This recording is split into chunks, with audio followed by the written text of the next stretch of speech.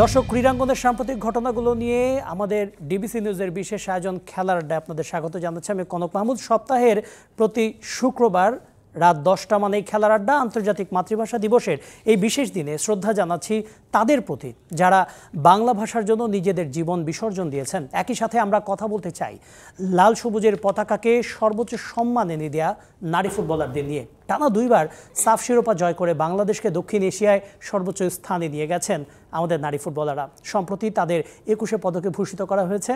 রাষ্ট্রের দ্বিতীয় সর্বোচ্চ সম্মাননায় ভূষিত হওয়ার পর সেই নারী ফুটবলারদের অনুভূতি জানতেই আমাদের আজকের আয়োজন। আজকের বিষয় 21 পদকে ভূষিত নারী ফুটবলাররা ভবিষ্যতে তাদের লক্ষ্য কী। আপনাদের সাথে আছে আমি কনক মাহমুদ যথারীতি।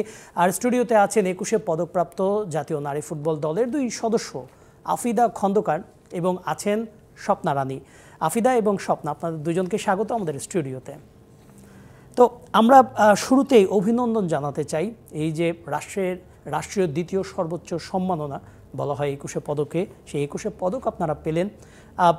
আমি শুরুতে অনুভূতি জানতে চাচ্ছিলাম আফিদা খন্দকারের কাছে। এর আগেও এসেছেন আপনি আমাদের স্টুডিওতে, যদি আপনার অনুভূতিটা জানাতেন কালকের এই সম্মাননাটা পাওয়ার পর। কালকের এই সম্মাননাটা পাবো আমরা ভাবতেই পারিনি। তো ওখানে অনেক নামি গুণী ব্যক্তিরা ছিলেন যারা সম্মান পেয়েছেন। অনেকেই মারা গিয়েছেন, তারপরেও সম্মান পেয়েছেন। তো এটা দেখে ভালো লাগছে যে যারা মারা গিয়েছে তাদেরকেও সম্মানটা দেওয়া হচ্ছে, তারা যেহেতু সম্মানের যোগ্য। তো সেখানে আমাদেরকে তারা যোগ্য মনে করেছে, এটাই আমাদের কাছে সবচেয়ে বড় বিষয়। আর এটা যেহেতু দেশের দ্বিতীয় সর্বোচ্চ বেসামরিক পুরস্কার, তো এটা আমরা পাবো এটা কখনো আশা করি নাই। তো এটা একদম খুবই নতুনভাবে আমাদেরকে চমকে দিয়েছে। কিন্তু আপনারা ধরেন যেই অর্জন করেছেন সাফ ফুটবল জয়, এটাও কিন্তু অনেকের আশার বাইরে ছিল, অনেকের চিন্তারও বাইরে ছিল। আমরা প্রথমবার জয় করেছি, দ্বিতীয়বার জয় করেছি, তারপরও যদি রাষ্ট্র আপনাদেরকে এই স্বীকৃতিটা না দিত, একটু কি আশাহত হতেন না? একটু খারাপ লাগতো না? তা আমরা ভাবি নাই যে আমাদেরকে এভাবে সম্মানটা দেওয়া হবে। কারণ আমরা যখন সাব চ্যাম্পিয়ন হয়ে এসেছি তখন আমাদের প্রধান উপদেষ্টা মহোদয় আমাদের সাথে কিন্তু তার পরপরই দেখা করেছেন। ওটাও আমাদের কাছে খুবই ভালো লেগেছে যে আমরা আসার পরপরই উনি দেখা করেছে। তো আর কি বলবো, এটা তো আমাদের সৌভাগ্যের বিষয়। অবশ্যই। স্বপ্না রানী, আপনার অভিজ্ঞতা কেমন ছিল? এই যে পুরো আয়োজনটা গতকালকে, এত মানুষ ছিল, রাষ্ট্রের এত প্রধান উপদেষ্টা নোবেলজয়ী ডক্টর মোহাম্মদ ইউনূস তো ছিলেনই, এছাড়া পুরো আয়োজনটা, পুরো অনুভূতিটা আপনার কাছে কেমন ছিল, অভিজ্ঞতাটা? অবশ্যই আমার কল্পনার বাইরে।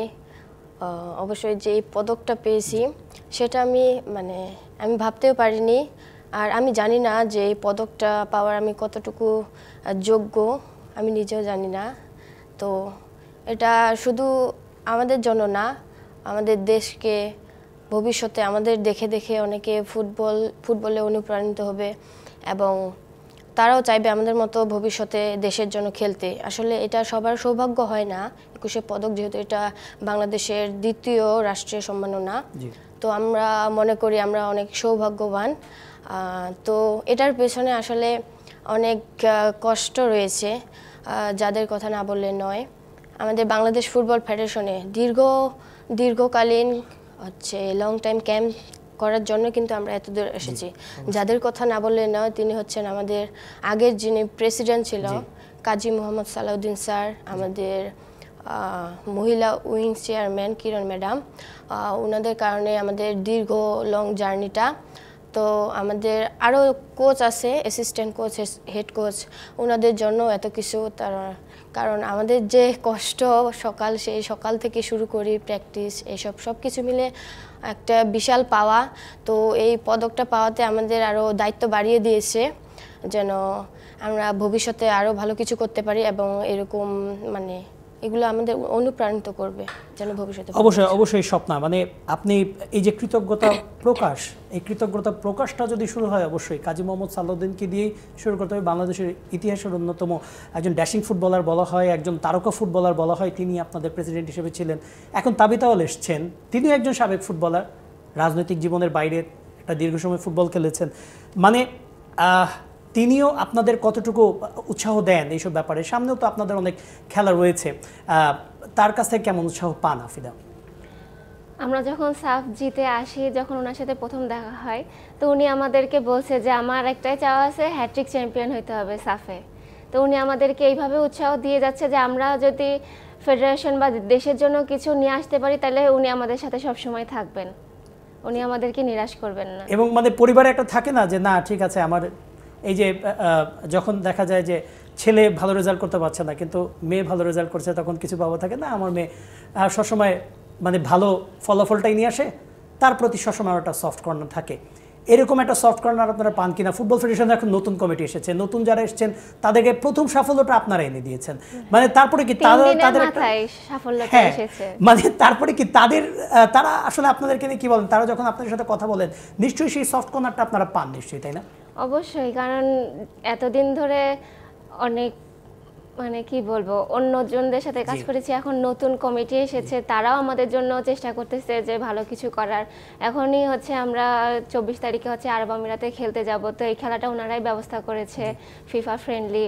তো ওনারা যদি ব্যবস্থা না করতে পারতো তাহলে আমরা খেলতে পারতাম না। আমাদের যত বেশি আমরা ম্যাচ খেলবো আমাদের অভিজ্ঞতা বাড়বে, আমাদের সাহস বাড়বে। তো ওনারা হচ্ছে এসেই হচ্ছে আমাদেরকে খেলার সুযোগ করে দিচ্ছে, তো আমরা অবশ্যই ওনাদের কাছে কৃতজ্ঞতা প্রকাশ করতেছি, কারণ ওনারা না থাকলে আমরা হয়তো ফেডারেশনে থাকতে পারতাম না। স্বপ্না যেমন বলছে যে সালাউদ্দিন স্যার, কিরণ ম্যাডাম, ওনারা না থাকলে আমাদের এত সাফল্য আসতো না। এখন ওনারা যদি আমাদের জন্য চেষ্টা করে, আমাদের আরও দায়িত্ব বেড়ে যায় যে ওনারা করতেছে আমাদের জন্য এত কিছু, আমরা যদি কিছু দিতে না পারি ফেডারেশনকে বা দেশকে, তাহলে এটা আমাদের কাছে খুবই খারাপ লাগে। অবশ্যই। স্বপ্না, আপনি মানে 21 পদক পেলেন, তার আগে সাফ জয় করেছেন। আপনার জেলা রংপুরে কেমন মানুষ কতটুকু আপনাকে চেনে, তারা কিভাবে আপনাকে মানে গ্রহণ করেছে একটু যদি বলতেন?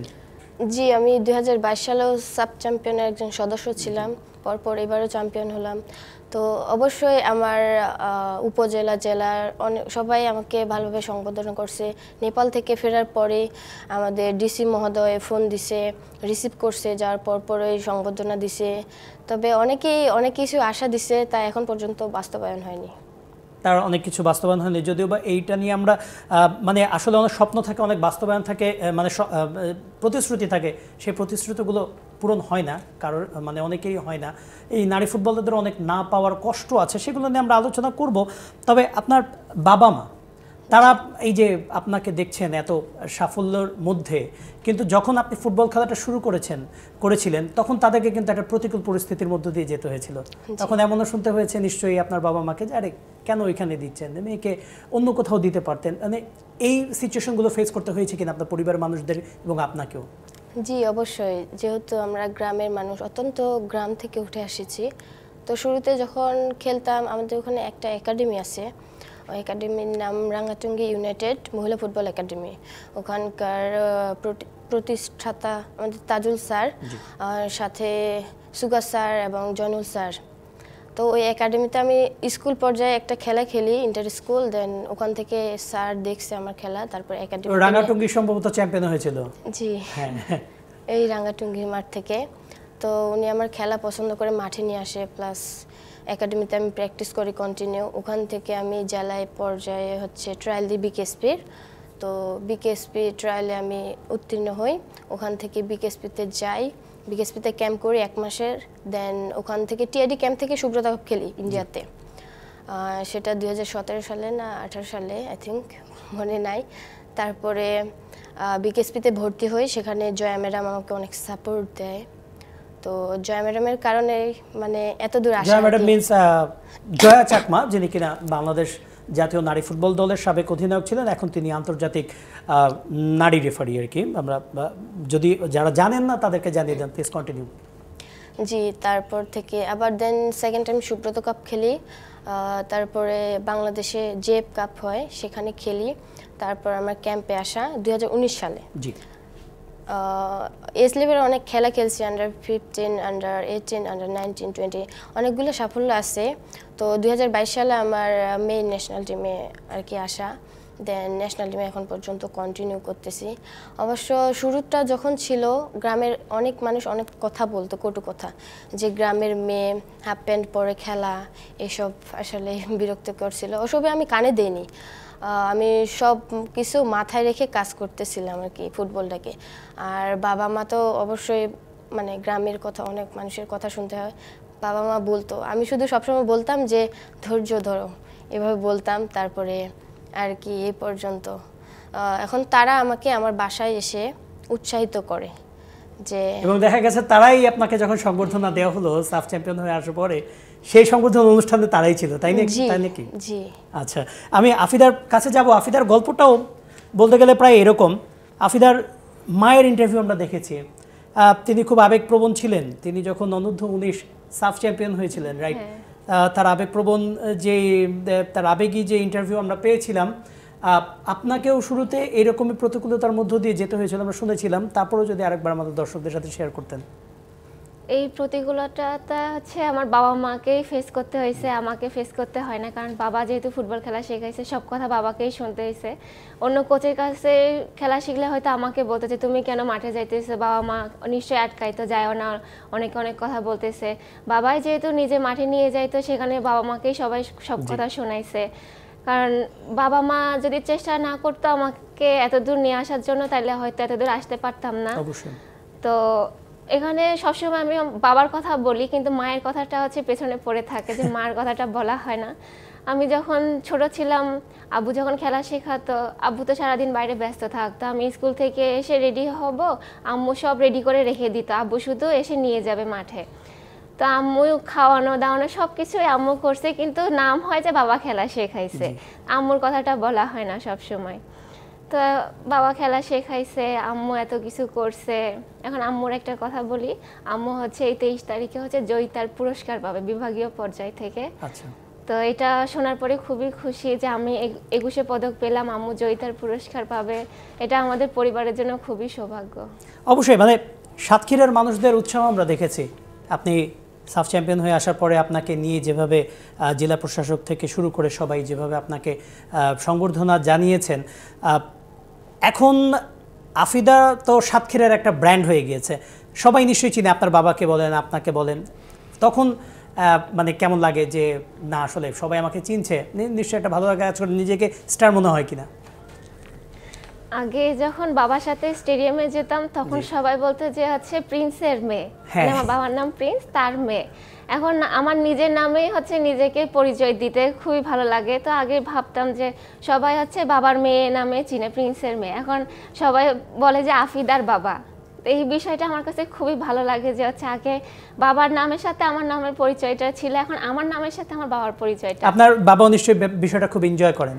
হ্যাঁ, আমি জানি না কতটুকু এনজয় করে, কিন্তু জিজ্ঞেস করা হয় না কখনো, হয়তো এবার গিয়ে জিজ্ঞেস করব যে তার কেমন লাগে। তো আমার কাছে খুবই ভালো লাগে বিষয়টা। অবশ্যই আমরা 21 পদকের যে মুহূর্তটা আছে সেটা নিয়ে সেখানে যদি ফিরি, ডক্টর মোহাম্মদ ইউনূস তিনি একজন রাষ্ট্রপ্রধান হিসেবে, যদিও বা অন্তর্বর্তী সরকার, তারপরও আপনাদেরকে সবসময় উৎসাহ দিয়ে থাকেন। আমরা সাফ চ্যাম্পিয়ন হওয়ার পরে দেখেছি, এইখানে দেখেছি। তিনি আপনাদেরকে কি বার্তাটা দিয়ে থাকেন মূলত, মানে যখন তার সাথে কথা হয়? কারণ সেখানে আপনাদের মধ্যে কি কথা হচ্ছে সেটা একমাত্র আপনারাই বলতে পারবেন। কি ধরনের আপনারা উৎসাহটা পেয়ে থাকেন ডক্টর মোহাম্মদ ইউনূস স্যারের কাছ থেকে? আমার সবার শেষে হচ্ছে আমাদের পুরস্কারটা দেওয়া হয়। তো সবাই যখন পুরস্কার নিয়েছে, কেউ কিন্তু দাঁড়িয়ে হচ্ছে সম্মান জানায়নি। যখন আমাদের কথা বলেছে, তখন ওখানে যতগুলা মানুষ ছিল, মানে প্রধান উপদেষ্টা সহ সবাই দাঁড়িয়ে আমাদের জন্য তালি দিতেছে। তো এই বিষয়টা আমার কাছে খুবই সম্মানজনক লাগছে, যে এত সম্মান পাবো এটা কখনো আশা করি নাই। আর এত অল্প বয়সে এসে যে এত সম্মান পাবো, এটা হচ্ছে আমাদের কাছে সবচেয়ে বড় পাওয়া। অনেকে মারা গিয়েছে, অনেকে বয়স্ক, তারা এই বয়সে এসে এই সম্মানটা পাচ্ছে, আর আমরা এখনই এই সম্মানটা পাচ্ছি। তো এটা আমাদের কাছে সবচেয়ে বড় পাওয়া এখন পর্যন্ত। তো আর ডক্টর মোহাম্মদ ইউনূস মহোদয়, উনি আমাদেরকে সবসময় উৎসাহিত করতেছে যে আমরা যেভাবে দেশকে সাফল্য এনে দিচ্ছি, উনিও ওইভাবে আমাদেরকে উৎসাহিত করতেছে। তো ওনার কাছে সবসময় কৃতজ্ঞতা প্রকাশ করব। অবশ্যই। স্বপ্নার যদি বলতেন আপনার অভিজ্ঞতাটা, ডক্টর মোহাম্মদ ইউনূসের সাথে কোনো ইন্টারাকশন হয়েছে কিনা, তার সাথে কথা হয়েছে কিনা, কোন জিনিসটা আপনাদেরকে পরামর্শ দিয়েছেন যদি বলতেন? জি, সাফ খেলা আসার পর উনি ওনার বাসায় যমুনাতে আমাদের আমন্ত্রণ করছিল। ওখানে আমাদের সবসময় উৎসাহিত করছে এবং বলছে তোমরা ভবিষ্যতে ভালো কিছু করবা, এবং উনি বলছে আমরা দেশ আছি তোমাদের সাথে, তো তোমরা তোমাদের সেরাটা দিয়ে সবসময় চেষ্টা করবা। 21 পদক পাওয়ার পরও উনি একটা মহান ব্যক্তি, তো আমরা কল্পনাও করতে পারিনি। উনি প্রান্তি আপু যেটা বললো যে আমরা যখন পুরস্কার নিতে যাই তখন ওখানে গ্যালারিতে যত মানুষ ছিল সবাই আমাদের এভাবে সম্মানিত করবে এবং সবাই করতালি দিয়ে আমাদের উৎসাহিত করছে, এবং আমরা পুরস্কার নিতে যাই যখন পদক, তখন উনি ডক্টর মোহাম্মদ ইউনূস মহোদয় উনি অনেক খুশি এবং করতালি দিয়ে আমাদের উৎসাহিত করছেন, এবং আমি মনে করি এর থেকে বড় পাওয়া আর কিছু হতে পারে না। অবশ্যই আমরা আমাদের 21 পদক প্রাপ্ত যে নারী ফুটবল দল রয়েছে তার দুজন সদস্য, তাদের কাছ থেকে তাদের যে 21 পদক প্রাপ্তির যে অভিজ্ঞতাটা সেটা শুনলাম। তারা অভিনন্দন পাচ্ছেন, তারা প্রতিশ্রুতি পাচ্ছেন, কিন্তু সেই প্রতিশ্রুতি কতটা বাস্তবায়ন হচ্ছে, তারা রাষ্ট্রের সর্বোচ্চ পর্যায় থেকে পুরস্কার পাচ্ছেন, সেটা কতটুকু বাস্তবায়ন হচ্ছে সেটাও আমরা জানবো একটা বিরতির পর। আমাদের সাথেই থাকুন।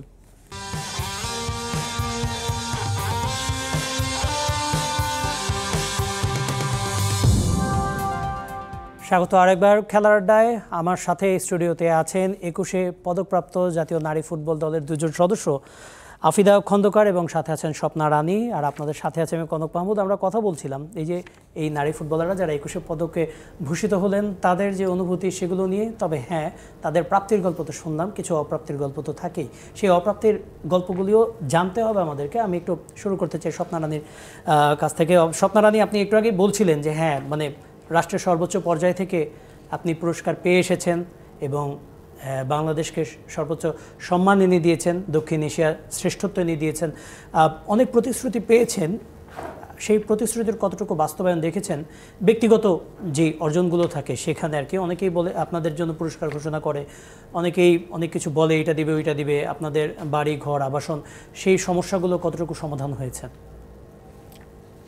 জি, অনেকেই তো প্রতিশ্রুতি দিয়েছেন, আমাদের উপজেলা ইউনূস স্যার অ্যান্ড আমাদের ডিসি মহোদয় স্যার, তো ওগুলো এখনও বাস্তবায়িত হয়নি কোনো কিছুই। কি কি সমস্যা ছিল এবং কি কি প্রতিশ্রুতি পেয়েছেন এবং এখন পর্যন্ত কতটুকু বাস্তবায়িত হয়েছে? আসলে আমার বাসার পাশে রাস্তা, যে বর্ষাকালে বৃষ্টি হলে কাদা হয়ে যায়, মাঠে যেতে পারি না। আমি ওই রাস্তার ব্যাপার বলেছিলাম এবং বাড়ি চেয়েছিলাম। তো আমাদের ডিসি মহোদয় প্রতিশ্রুতি দিয়েছে যে সামনে দেখব, কিন্তু এখনও সেগুলো বাস্তবায়িত হয়নি। ওটা এখন পর্যন্ত বাস্তবায়ন হয়নি। ডিসি অফিস থেকে কি কোনো ধরনের যোগাযোগ করা হয়েছিল কিনা এই ব্যাপারে? যোগাযোগ হয়নি সেভাবে, তবে প্রতিশ্রুতি দিয়েছিল যা এখনো বাস্তবায়িত হয়নি। তো সামনে যেহেতু খেলা, তো খেলে আসার পর ডিসি মহোদয় আমাকে বলছে ওনার সাথে দেখা করতে। আচ্ছা, অবশ্যই আপনি সেই জেলার একজন, আপনি এত বড় সফল একজন নারী ফুটবলার, অবশ্যই ডিসি মহোদয় এই ব্যাপারে সমাধান নেবেন। একই সাথে আফিদা খন্দকার, আপনিও অনেক পুরস্কার পাওয়ার কথা ছিল, যেটা ফুটবল ফেডারেশন কিংবা মনে করেন মন্ত্রণালয়, সেখান থেকে যা পাওয়ার তা তো পেয়েছেন, কিন্তু অন্য জায়গা থেকে যে সাপোর্টগুলো পাওয়ার কথা ছিল সেগুলো কতটুকু পেয়েছেন আপনি, আপনার পরিবার? আমাদের সাতক্ষীরা যে এখন ডিসি মহোদয় স্যার আছে, তো ওনার মতো মানুষ খুবই কম দেখছি। উনি যে কথা বলবে সেই কথা উনি কাজে করে দেখাবে, এরকম মানুষ খুবই কম পাওয়া যায় এই প্রফেশনগুলোতে। আমরা যেদিন সাতক্ষীরাতে গিয়েছি সাফ খেলার পরে, তার পরের দিনই কিন্তু আমাদের সংবর্ধনা দিয়ে দিয়েছে উনি, খুব ধুমধাম করে সংবর্ধনা দিয়েছে। তো আমরাও আশা করি না যে এত কম সময়ের মধ্যে এত সুন্দর অনুষ্ঠান তিনি আয়োজন করতে বলবেন। তো উনি বলেছিল যে তোমাদের কি লাগবে, তো সবাই কম বেশি সবার চাওয়া পাওয়াগুলো ওনাকে বলা হয়েছে। তো উনি সাথে সাথে কাজ করেছে, একদিনও লেট হয় নাই। আমার বাসায় এটা লাগবে, তো যেদিন বলছি দুপুরবেলা বলছি, রাতের বেলা আমার বাসায় কাজ শুরু হয়ে গেছে। উনি যেটা বলছে একদম কাজ একদম সাথে সাথে হয়ে গেছে। তো উনি আমাদের তিনজনের বাসাতে গিয়েছিল একদিন করে, প্রথমে মাসুরাপুর বাসাতে, তারপর সাবিনাপুর, তারপরে আমার বাসাতে গিয়েছিল। সবার বাসা ঘুরে ঘুরে দেখছে কার বাসায় কী সমস্যা। তারপরে সাবিনাপুর যে একাডেমি মাঠ আছে ওখানেও গিয়েছিল উনি, যে ওনার একাডেমিতে কোনো সমস্যা কিনা। আমার বাবার একাডেমিতেও যাওয়ার কথা ছিল, কিন্তু ওনার কাজের ব্যস্ততায় পরে উনি আর যেতে পারে নাই। তো সব উনি ঘুরে ঘুরে দেখছে কার কী সমস্যা না সমস্যা। তারপর আমাদের সাতক্ষীরায় অনেক কৃতি খেলোয়াড়রা আছে, তাদেরকেও তিনি বলেছে যে কার কি সমস্যা আছে, কে কোথায় থাকে, কার আবাসন দরকার, কার জমি দরকার, উনি সব কিছু রিপোর্ট করে রাখছে। উনার যখন সময় হবে তখন উনি সবাইকে ডেকে হচ্ছে জিনিসগুলো সমাধান করার চেষ্টা করবে। তো ওনার মতো মানুষ খুবই কম। এছাড়া মানে রাষ্ট্রের কাছে আর কোনো কিছু চাওয়ার আছে কিনা? সাতক্ষীরা যিনি ডিসি মহোদয় তিনি অবশ্যই প্রশংসা পাওয়ার দাবি রাখেন, কিন্তু এরপরও আর কোনো কিছু আছে কিনা যেটা কিনা হলে আপনাদের জন্য সুবিধা হতো? একই সাথে বলতে হয় যে আপনাদের জেলার যে নারী ফুটবলের অবস্থা, সাবিনা মাসুরার মতো ফুটবলার আছেন, তারপরও যে নারী ফুটবলের প্রশিক্ষণের যে ব্যাপারটা সেগুলো নিয়ে আসলে কতটুকু আন্তরিক দেখা গিয়েছে প্রশাসনকে? প্রশাসন আমাদের সাতক্ষীরা এখন বর্তমানে যারা আছে তারা খুবই আন্তরিক। আমাদের নারী ফুটবল যারা আছে, তো ওনার কাছে আমি একটা কথা বলেছিলাম যে আমাদের সাতক্ষীরাতে একটা যদি মেয়েদের জন্য আলাদাভাবে স্টেডিয়াম থাকতো বা মাঠ থাকতো, ওখানে শুধু মেয়েরাই প্র্যাকটিস করবে। কারণ আমরা যেখান থেকে উঠে এসেছি ওই সময় হচ্ছে সাবিনা আপু, মাসুরা আপু ওনারা খেলতেন, ওনাদের দেখা দেখি আমার বাবাও আমাকে খেলা শিখিয়েছে। তো এমনও সময় গিয়েছে যে হচ্ছে তখন মাঠে প্র্যাকটিস করতেছি, ওই সময় কয়েকজন মুরব্বী এসে খেলা বন্ধ করে দিয়ে বলছে তোমরা বাসায় যাও, এভাবে তোমরা খেলতে পারবা না, বোরকা পরে চলবা, জামা কাপড় পরে চলবা, হাফ প্যান্ট পরে কেন মাঠে খেলছো। তো ওই পরিস্থিতিতে হচ্ছে আমাদের সাতক্ষীরায় যিনি ওসি ছিল আব্বু, তাকে ফোন করে হচ্ছে মাঠে পুলিশ নিয়ে এসে তারপরে আমাদেরকে বাসায় পৌঁছে দিয়েছে সবাইকে, নইলে আমাদের মাঠ থেকে যেতে দিত না, মাঠে আটকায় রাখতো যে তোমরা কেন হাফ প্যান্ট পরে খেলবা। আর আমাদের সাতক্ষীরাতে কম বেশি সবাই হচ্ছে একটু ধর্মে বিশ্বাসী। তো ওখান থেকে আমরা যে ফুটবল খেলবো এটাও হচ্ছে আমাদের জন্য খুবই কষ্টকর ছিল। তারপরে এখন যারা খেলতেছে তাদেরও কম বেশি হচ্ছে পরিবার থেকে খেলতে দেয় না।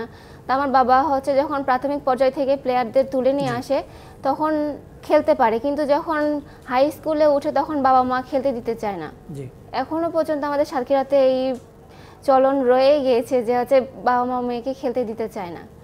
মানে এইটা তারাও কোনো একটা কারণে মনে হচ্ছে যে তারা আসলে ওইভাবে সাহস নিতে পারছেন না, সাহস করতে পারছেন না এই সিদ্ধান্তগুলো নেওয়ার ক্ষেত্রে। আমি স্বপ্নার কাছে জানতে চাইবো, স্বপ্না আপনাদের জেলায় যে নারী ফুটবল আপনি বললেন রাগাটুঙ্গি যে একাডেমি রয়েছে, আমরা তার নাম শুনেছি ইতিপূর্বে, সেখান থেকে তো ফুটবলার উঠে আসছে। এছাড়া মানে প্রশাসনের কাছে কী ধরনের সহায়তা চান যে আপনাদের ওইখানে যারা নারী ফুটবলার রয়েছেন তারা যদি উঠে আসতে চান তাদেরকে কী ধরনের সহায়তা প্রয়োজন রয়েছে? অবশ্য আমাদের যে একাডেমি আছে তারা যারা একাডেমিতে প্র্যাকটিস করতে আসে তারা অনেকে অনেক দূর থেকে আসে। তো ওখানে আমাদের একাডেমিতে যদি মেয়েদের একটা কোনো হোস্টেল বা হাউজের ব্যবস্থা করে দিত তাহলে আমি মনে করি ভালো হতো। আর যেহেতু আমাদের মাঠের ওখানে একটু সমস্যা আছে, মাঠ হচ্ছে মূলত একটা কবরস্থান, তো ওটা যদি আমাদের একাডেমির নামে ওটা করে দেওয়া হতো তাহলে ভালো হতো। অবশ্যই মানে আমাদের সমস্যাগুলো রয়েছে, সীমাবদ্ধতার মধ্য দিয়েই আমাদেরকে এগিয়ে যেতে হচ্ছে। আমি একটু জানতে চাচ্ছিলাম, আপনি মাসুরা পারভিনের কথা বলছিলেন, সাবিনা খাতুনের কথা বলছিলেন, আপনাদের জেলার ফুটবলার। ইন্টারন্যাশনালি আপনি একজন ডিফেন্ডার, ইন্টারন্যাশনালি কোন ফুটবলারকে একটু বেশি ফলো করা হয় এবং একই সাথে যে জাতীয় দলে এসছেন সেখানে আসলে কোন ফুটবলারকে ফলো করেছেন? আমাদের জাতীয় নারী ফুটবল দলে তো অনেক বছর ধরে নারী ফুটবলাররা খেলছেন, কাকে ফলো করছেন এবং কাকে আইডল মেনেই আপনি ডিফেন্সে খেলছেন? ডিফেন্সে খেলা হচ্ছে আমার এই ন্যাশনাল টিমে এসেই। আমি আগে খেলতাম হচ্ছে মিডফিল্ডে, যখন বিএসপিতে ভর্তি হয় বা সুব্রতা কাপ যেটা খেলছি ওগুলোতে আমি মিডফিল্ডে খেলতাম। তো এখানে আসার পরে হচ্ছে ডিফেন্সে খেলা শুরু হয়। তো আমি আমার বাবাকে খুব ফলো করতাম, আমার বাবা মিডফিল্ড খেলতো, বাবাকে খুব ফলো করতাম, বাবা কীভাবে খেলতো, বাবার বিপক্ষে খেলতাম সবসময়। মাঠে যখন খেলতাম বাবা সবসময় বাবার বিপক্ষে দিত যাতে বাবার সাথে লড়াইটা করতে পারি। তো বাবাকে ফলো করেই হচ্ছে আমার এখানে আসা। তো এখান থেকে ডিফেন্সে যাওয়ার, ডিফেন্সে আমি হচ্ছে ব্রাজিলের থিয়াগো সিলভাকে ফলো করি, ওর খেলা, ও ঠান্ডা মাথায় খেলে, খুবই কুল, তো ওনার খেলা আমি খুবই পছন্দ করি। কিন্তু মিডফিল্ডে খেলতে খেলতে ডিফেন্সে আসা কেন? হ্যাঁ, কোচরা তো অনেক সময় পজিশন চেঞ্জ করেন, বাট আপনাকে যখন চেঞ্জ করলে আসলে কোনো ব্যাখ্যা দিয়েছিলেন কিনা যে না তুমি ডিফেন্সে করো? কারণ আমরা দেখি যে আপনি যখন ডিফেন্সে খেলছেন তখন রক সলিড ডিফেন্স করছেন আপনি। আখি খাতুনের পরে মেবি মানে অ্যাটলিস্ট ডিফেন্সে একজন পাওয়া যাচ্ছে যার ভরসা করার মতো। আখি খাতুন যেহেতু এখন খেলছেন না, কদিন আগে বিবাহ বন্ধনে আবদ্ধ হয়েছেন, মানে কি ব্যাখ্যা ছিল আপনাকে মিডফিল্ড থেকে ডিফেন্সে খেলানোর ব্যাপারে? এটা আমি জানি না কি ব্যাখ্যা ছিল, তো আমি কখনো জিজ্ঞাসাও করিনি স্যারদের যে হচ্ছে কেন আমাকে ডিফেন্সে খেলা হচ্ছে, কারণ ফুটবল প্লেয়ারের উচিত যে যখন যেখানে কোচ খেলাবে তাকে সেখানেই খেলতে হবে। টিমের সুবিধার্থে আমাকে ডিফেন্স হোক, গোলকিপার হোক বা স্ট্রাইকার হোক, যেখানেই খেলাক আমাকে ওখানেই খেলতে হবে টিমের সুবিধার্থে। নিজের পারফরমেন্সের জন্য তো আমি এখানে খেলতে আসি না, আমি দেশের জন্য খেলতে আসি, বাবা মার জন্য খেলতে আসছি। তো যেখানে আমাকে খেলাবে আমি ওখানেই খেলতে পারবো। স্বপ্না রানী, আপনি কি মানে মিডফিল্ডারই হতে চেয়েছিলেন শুরু থেকে? কোনো ফুটবলারকে ফলো করাটা ইন্টারন্যাশনালি অর ন্যাশনালি এমন কিছু আছে কিনা? জি, আমি শুরু থেকে স্ট্রাইকার পজিশন খেলতাম, তারপর রাইট সাইডে খেলছি, রাইট উইংয়ে, তারপর মিডফিল্ডে আসা। তো দেশের ভিতরে আমি সাধারণত মনিকা আপুর খেলা পছন্দ করি, ওনাকে ফলো করি। আর ইন্টারন্যাশনাল আগে যেহেতু স্ট্রাইকারে খেলতাম তখন মেসিকেই পছন্দ করতাম। মেসি আমার আর কি ফ্যান, বড় ফ্যান আমি মেসির। অবশ্যই মেসির তো অনেক ফ্যান আমাদের বাংলাদেশে। একটা ব্যাপার যে মনিকা আপনার সাথেই কিন্তু খেলেছেন আপনার সতীর্থ হিসেবে, মনিকাকে কি কখনো বলা হয়েছে যে এই আমি তো আপনার খেলা ফলো করেছি, তখন তারা শুনে কি বলেন আসলে? জি, এভাবে কখনো প্রকাশ করা হয়নি, এখানে আসে বললাম আর কি, প্রকাশ করলাম।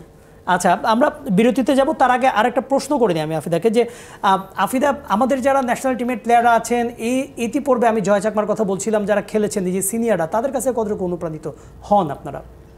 ওনাদের সাথে যখনই দেখা হয় তখনই ওনারা আমাদেরকে অনেক উৎসাহিত করে যে তোমরা ভালো করে খেলো, তোমরাই আগামীতে ভালো করে খেলবা। তো আমি এটা মনে করি যে ওনারা যদি শুরু না করতো তাহলে আমরা এত দূর আসতে পারতাম না। তো আমাদের এই 21শে পদকটা ওনাদের জন্য, মানে আমি বলতে চাইবো যে ওনাদের জন্য আমরা এটা পেয়েছি। ওনারা যদি না শুরু করতো তাহলে আমরা আজকে হয়তো 21শে পদকটা পেতাম না। তো এটা আমি ওনাদের জন্যই উৎসর্গ করতে চাই, কারণ হচ্ছে ওনারা না থাকলে আমরা এত দূর আসতে পারতাম না, এত সম্মানও আমরা পেতাম না। কারণ যখন ওনারা খেলছে তখন আমাদের থেকে আরো বেশি প্রতিকূলতা ওনারা পার করেছে। এখন আমরা যে সুযোগ সুবিধাটা পাচ্ছি তখন কিন্তু ওনারা পায় নাই। তো ওনারা যদি ওই পরিস্থিতিতে দেশের হয়ে খেলতে পারে, দেশের জন্য এত কিছু করতে পারে, আমরা ওনাদের অনুসারী হয়ে তো ওনাদেরকে এতটুকু মানে ক্রেডিট দিতেই পারি। তো ওনাদেরকে সবসময় হচ্ছে কৃতজ্ঞতা প্রকাশ করব যে ওনারা হচ্ছে একটা কাজ শুরু করে দিয়ে গিয়েছে বলে কিন্তু আমরা এটার মানে এটা এখন একটা চলমান প্রক্রিয়ার মতো হয়ে গিয়েছে, মানে পাইপলাইনে একের পর এক ফুটবলার অ্যাড হচ্ছে। আমরা একটা বিরতিতে যেতে হচ্ছে, বিরতি থেকে ফিরে আমরা শুনছিলাম তাদের আবেগের কথা, এবং আগে যারা ছিলেন ফুটবলার তাদের প্রতিও কৃতজ্ঞতা প্রকাশ করতে ভুলেননি এই ফুটবলাররা, তারা তাদের প্রতিও কৃতজ্ঞ, এর আগে যারা নারী ফুটবলে এসেছেন এবং এখনও খেলছেন। আমরা একটা বিরতি নিচ্ছি, বিরতি থেকে ফিরে আরও কথা বলবো এই 21শে পদক জয়ী নারী ফুটবলারদের সাথে থাকুন।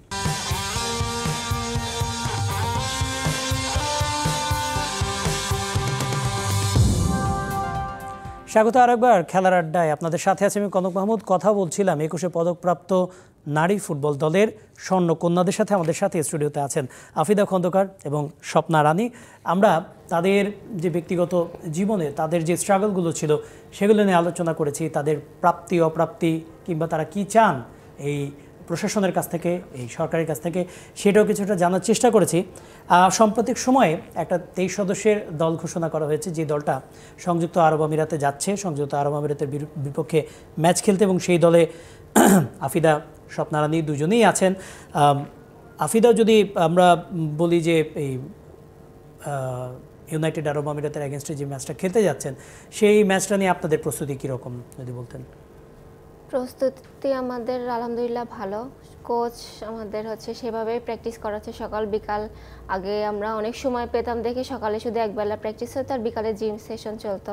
তখন হাতের সময় খুবই কম ছিল, এই জন্য সকাল বিকাল যেভাবে মানে ওনারা চিন্তা করেছেন যে আমাদেরকে ফিট কিভাবে করা যায়। তারপর আমাদের ফিটনেস টেস্টও নিয়েছে অনেকবার, হচ্ছে প্রেসিডেন্ট স্যার নিজেই বলেছে যে এখন আমাদের ফিটনেস লেভেলটা কীরকম আছে। তো আমরা ওইভাবেই হচ্ছে প্র্যাকটিসটা করেছি যে আমাদের হাতে বেশি সময় না, আমাদের অনেক পরিশ্রম করতে হবে। সকালে উঠে হয়তো শীত থাকবে, আলসামো লাগবে, কিন্তু ওগুলা মাথায় নিয়ে আসা যাবে না যে আমাকে আলসামো করতে হবে বা আমি দৌড়াবো না। কিন্তু সামনে যেহেতু খেলা থাকে তখন হচ্ছে আলাদা একটা স্পিড থাকে যে হচ্ছে খেলতে হবে, টিমে থাকতে হবে, ভালো কিছু করতে হবে দেশের জন্য। তো আশা করতেছি টিম অতটাও যে খারাপ হবে তাও না, আমরা চেষ্টা করব হচ্ছে ভালো কিছু করার। অবশ্যই ভালো কিছু তো করতেই হবে, একটা প্রত্যাশার চাপ বলে একটা ব্যাপার আছে। স্বপ্না রানী, মানে এখানে যখন কথা হচ্ছে প্রস্তুতির, এই প্রস্তুতিটা আমরা তো সাউথ এশিয়ান জোনে আমরা এখন চ্যাম্পিয়ন, টানা 2বারের চ্যাম্পিয়ন। যদি আমাদেরকে টার্গেটটা দেওয়া হয় এশিয়ান অঞ্চলে কিংবা এএফসি যে টুর্নামেন্টগুলো, সেখানে কিন্তু বাংলাদেশ এখনও নিজেকে মেলে ধরতে পারেনি নারী ফুটবলে। তো এইখানে যে টার্গেটটা, সেই টার্গেটটা কীভাবে ফুলফিল করবেন? মানে আমরা এখন যদি এশিয়ান লেভেলে কম্পিট করতে যাই, আমাদের জন্য কতটা কঠিন হবে এখন আমাদের যে প্রস্তুতিটা রয়েছে? স্বপ্না। জি অবশ্যই, সেটা আমাদের জন্য অনেক চ্যালেঞ্জের ব্যাপার। তো ফেডারেশনে যারা আছে স্যার, ওনাদের মতো আমাদের প্র্যাকটিস করাচ্ছে। তো আমরা প্র্যাকটিসে আমাদের সর্বোচ্চ দেওয়ার চেষ্টা করতেছি। এবং যেহেতু আপনারা জানেন যে আরব আমিরাতের সাথে আমাদের খেলা, তো সেখানে আমরা ভালো কিছু আশা করতেছি, যেহেতু এখন আমাদের নিজেদেরকে প্রমাণ করার একটা সময় সুযোগ হয়েছে। তো আমরা আমাদের সর্বোচ্চটা দিয়ে চেষ্টা করব যেন ভালো কিছু করতে পারি। এখানে মানে সাউথ এশিয়ান দেশগুলোর বাইরে এশিয়ান অন্য দেশগুলো যে রয়েছে, তাদের এগেনস্টে খেলাটাকে কতটা গুরুত্বপূর্ণ মনে করছেন? মানে শুধু ইউনাইটেড আরব আমিরাত না, ইভেন সুযোগ পেলে আরও ভালো ভালো দলের এগেনস্টে খেলা যায় কিনা, এইরকম একটা চেষ্টা করা উচিত কিনা বাংলাদেশ ফুটবল ফেডারেশনের? আফিদা। আমরা যখন এশিয়ান গেমস খেলতে গেছিলাম, তো তখন জাপান, ভিয়েতনাম ওদের সাথে খেলা পড়েছিল। তো ওদের সাথে খেলে আমরা বুঝছি যে আমরা কতটা এখনও পিছিয়ে আছি ওদের থেকে। তো তারপর থেকে আমাদের চেষ্টাটা আরও বেড়ে গিয়েছে যে আমরা শুধু সাউথ এশিয়া না, এশিয়ার ভিতরে আমরা আমাদের জায়গাটা আমাদের করতে হবে, বাংলাদেশকে এশিয়ার ভিতরে রিপ্রেজেন্ট করতে হবে আমাদের। তো তখন থেকে আমাদের একটা চেষ্টা ছিল, আমরা ফেডারেশনকে বলেছি যে সাউথ এশিয়ার বাইরে যদি আমরা কোনো খেলাগুলো খেলতে পারি, ফ্রেন্ডলি বা টুর্নামেন্ট যেগুলো হয়। তো তারপরে থেকে এখন নতুন কমিটি আসার পর থেকে দেখতে পাচ্ছেন যে আরব আমিরাতের সাথে খেলা অলরেডি আমরা খেলতে যাব। তো তাদেরও চেষ্টা আছে যে আমাদেরকে সাউথ এশিয়া না, এশিয়ার ভিতরেও যেন তারা আমাদেরকে খেলার সুযোগ করে দিতে পারে, আর আমরা যেন বুঝতে পারি যে আমরা এখন কোন পর্যায়ে আছি। আমাদের ওই পর্যায়ে যেতে গেলে আমাদের আরও কত পরিশ্রম করতে হবে, কত কষ্ট করতে হবে। তো আমরা নিজেদেরকে প্রমাণ করার কোনো কিছু, কি বলবো এটাকে, যে সবাই সবার জায়গা থেকে বেস্টটা দেওয়ার চেষ্টা করে আর কি। অনেক সময় হয় কি যে আমরা একটা আত্মতৃপ্তিতে ভুগি যে আমাদের আর দেওয়ার কিছু নেই, আমরা এই সাউথ এশিয়ান লেভেলে চ্যাম্পিয়ন, সাফ চ্যাম্পিয়ন, আমরা দেওয়ার কিছু নেই। কিন্তু আপনার কি মনে হয় কিনা, ইউ আর স্টিল ইয়াং, আপনারা দুজনেই বয়স অনেক কম, তারপরেও কি মনে হয় কিনা যে না, এর থেকে আরও উপরে লেভেলে যাওয়ার সুযোগ আছে? কতটা উপরে আসলে যাওয়ার স্বপ্নটা দেখেন? আফিদা, ফুটবলে আপনাদের শুরু মাত্র, কত উপরে যাওয়ার স্বপ্নটা দেখেন ফুটবলে? সবাই বলে যে বাংলাদেশ একদিন ওয়ার্ল্ড কাপ খেলবে, তা আমরা এই স্বপ্নটা নিয়েই সামনের দিকে এগিয়ে যেতে চাই। ওয়ার্ল্ড কাপ না হোক, আমরা এশিয়ান কাপ পর্যন্ত যেন যেতে পারি, তারপর আমাদের পরে যারা আসবে তারা যেন এশিয়ার উপরে যেতে পারে। তোমার আস্তে আস্তেই তো উপরে উঠবো, একবারে তো এক লাফে তো আর উপরে উঠতে পারবো না। তো ধীরে ধীরে, যেহেতু আগে সাফে কিন্তু রেজাল্ট ছিল না, এখন পরপর আমরা 2বার চ্যাম্পিয়ন, তারপরে এখন আস্তে আস্তে আমরা উপরের দিকে উঠতেছি। তো আমাদেরকে এখন আরও শক্তিশালী হতে হবে যে আমরা আরও ভালো কিছু করব। অবশ্যই স্বপ্ন, মানে আমরা তো সাফে চ্যাম্পিয়ন, তারপরও সাফে সবচেয়ে কঠিন প্রতিপক্ষ ভারত, তারপরে নেপাল, মানে এদের সাথেও আমাদের একটা দূরত্ব ধরে রাখতে হবে। একই সাথে এশিয়ার যে অন্য দেশগুলো রয়েছে তাদের সাথে আমাদের দূরত্বটা কমাতে হবে। এখানে আসলে আপনাদের পরিকল্পনাটা কি, কিংবা কোনো পরামর্শ আছে কিনা যে না এইভাবে করলে বেটার হয়? আপনারা একজন ভালো কোচ পেয়েছেন, ব্রিটিশ কোচ পিটার বাটলার, উনি তো যথেষ্ট পরিমাণ সাহায্য করছেন, তারপরেও মানে আসলে আরও কী কী করলে বেটার হবে আপনার কি মনে হয়? জি অবশ্যই, এখন আমাদের র্যাঙ্কিং যেহেতু অনেক বেশি, তো বেশি বেশি ফ্রেন্ডলি ম্যাচ খেলতে হবে, অভিজ্ঞতা অর্জন করতে হবে, আস্তে আস্তে হয়ে যাবে আশা করছি। অবশ্যই। আর আমরা যদি বলি যে ফুটবল ফেডারেশনে মানে নতুন কমিটি তো আসলে না, যে আগে যারা আছেন তা বেশিরভাগ তারাই আছেন, যেমন উইমেন্স উইংয়ের চেয়ারম্যান মাহফুজ আক্তার কিরণ, তিনি এর আগের টার্মগুলোতেও ছিলেন, এখনও আছেন। আপনাদের জন্য জিনিসটা অনেক ইজি। তারপরও মানে বাফুফের যে নতুন কমিটিটা এসছে, তাদের কাছে কোনো চাওয়া আছে কিনা, কিংবা কোনো সহায়তা আপনারা চান কিনা এই মিশনে, আর কি এশিয়ার সেরা হওয়ার মিশনে? অবশ্যই এই চাওয়া পাওয়া, ওনারা আমাদের বলছে যে ওনারা যখন নতুন নতুন কমিটি হয় তারপরে ওনারা বলছে যে এই বছর অনেকগুলো ফ্রেন্ডলি ম্যাচ খেলাবে আমাদের, তো সেইভাবেই ওনারা কাজ করতেছে। তো ভবিষ্যতে যাতে আরও আমাদের পাশে থাকে, বেশি বেশি ফ্রেন্ডলি ম্যাচ খেলায়, যাতে আমাদের ফুটবলটা উন্নতি হয়, আমরা সেই আশা রাখছি। অবশ্যই। এবং একই সাথে উইমেন্স উইং প্রায় সময় আমরা জানি যে বেশ একটা সীমাবদ্ধতার মধ্য দিয়েই কাজ করে, আর্থিক একটা ব্যাপার স্যাপার রয়েছে, তারপরেও তারা যে আপনাদের জন্য যে ম্যাচগুলো আয়োজন করে থাকে, এটা নিশ্চয়ই তারা প্রশংসার দাবিদার, তাই নয় কি? অবশ্যই, কারণ ছেলেদেরকে যেভাবে ফ্রেন্ডলি ম্যাচগুলো খেলানো হয়, আমরা কিন্তু ওইভাবে সুযোগ পাই না খেলার।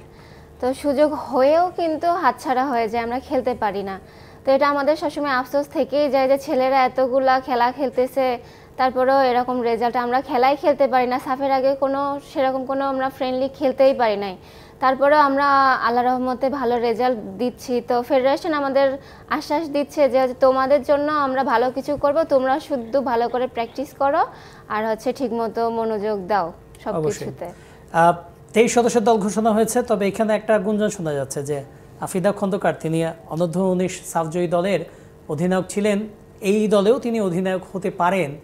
আফিদার স্বপ্ন কত দূর? আফিদা কি অধিনায়ক, মানে এর আগে সাবিনা খাতুন তিনি অধিনায়ক ছিলেন, তিনি সাতক্ষীরার মেয়ে ছিলেন, আরেকজন সাতক্ষীরার মেয়েকে আমরা দেখতে যাচ্ছি কিনা অধিনায়ক হিসেবে? আপনার আত্মবিশ্বাস কি বলে? এটা এখন আমি বলতে পারবো না, যখন ডিক্লেয়ার দিবে যে ক্যাপ্টেনকে, ভাইস ক্যাপ্টেনকে, তখনই জানা যাবে। তো এটা আমি এখন কিছু বলতে পারতেছি না। আচ্ছা, যদি ক্যাপ্টেন হয় আফিদা, অন্য কেউ হতে পারে, মানে তাহলে মানে দলটা কতটুকু পরিণত হতে পারে স্বপ্নারানী? অবশ্যই আমি বিশ্বাস করি ক্যাপ্টেনশিপ উনি পাবে। তো উনি যেভাবে সিনিয়র সাবিনা আপু ক্যাপ্টেনশিপ ধারাবাহিকতা বজায় রাখছে, তো আশা করছি উনিও সেভাবে সেটা ধারাবাহিকতা বজায় রাখবে। অবশ্যই। আমরা একেবারে শেষ দিকে আছি, আমি একটু প্রশ্ন করতে চাচ্ছিলাম যে আমাদের নারী ফুটবলে অনেকেরই পাওয়া না পাওয়ার আক্ষেপ আছে, বেশ কিছু ভুল বোঝাবুঝি আছে, যার কারণে অনেক সিনিয়র ফুটবলেরই এই দলে নেই, এই আরব আমিরাতগামী দলে নেই। আপনি আশা করেন কিনা যে যেই সমস্যাটা রয়েছে, এই সমস্যাটার একটা সমাধান তো খুব শীঘ্রই হবে নিশ্চয়ই, এবং হয়তোবা যারা আছেন তারা নিশ্চয়ই জাতীয় দল, আপনি এটা আশা করেন কিনা? জি, আশা করছি এটা যে সমস্যা হচ্ছে এটা তাড়াতাড়ি সমাধান হবে, এটাই। অবশ্যই, আমরাও তাই আশা করি। ধন্যবাদ স্বপ্নারানী আপনাকে, এবং একই সাথে আফিদা খন্দকার আপনাকে আমাদের সাথে স্টুডিওতে সময় দেওয়ার জন্য। আমরাও আশা করি যে যে সমস্যাটা চলছে, ফুটবলেই তো আমাদের মানে উত্থান, এবং ফুটবলেই আমাদের বেঁচে থাকা, যার কারণে যারা ফুটবলে থেকে এত কিছু পেয়েছেন, আমরা আশা করি সেই ফুটবলাররা একসময় তাদের অভিমান ভুলে আবারও ফিরবেন, আমাদের যে জাতীয় নারী ফুটবল দল ভেদাভেদ ভুলে সেই দলটাকে আরও শক্তিশালী করবে। এই প্রত্যাশায় শেষ করছি আজকের আয়োজন। ধন্যবাদ সঙ্গে থাকার জন্য।